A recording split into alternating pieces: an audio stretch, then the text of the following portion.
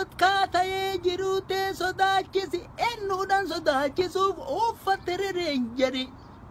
Qabsoon ol baate seetaa dhiiga qeerroof qarreettu aangootti ol si baase. Qabsoo qeerroof qarreettu aangorraa gassi buusa tana ofitti himi jala tararii bari sitti fakkaattee tarii. Harkaan uummata kaate jiruuf jireenya kan kee keessa galchite gaafi carraa sadiin qabda sadiin keessaa filadhu. Yookaan akka Mangistuu yookaan akka Sadaamii yookaan akka Gaddaafii.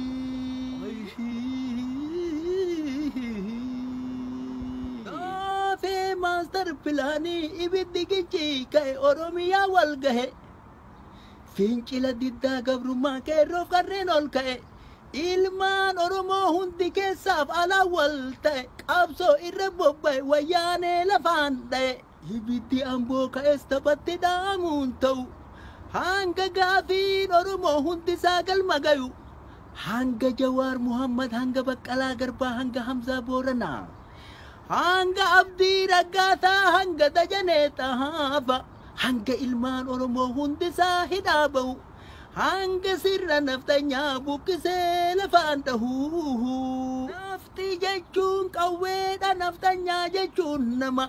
Naftanyaan sanyiin qabu hojii isaa madaalama abbaa irree jedhama. Qabsoo qeerroof qarreettiin naftanyaan ni dhabama. Warri har'a nu hidhu warri har'a nu qabu borin nu hin qabama. Qabsoo jabaadhaa jama. Duubatti nun deebisu hidhaaf ajjechaaf tumaan qabsoo finiinsa dhama. Waan nama ajaa'ibu hojii naftanyaa lahaala.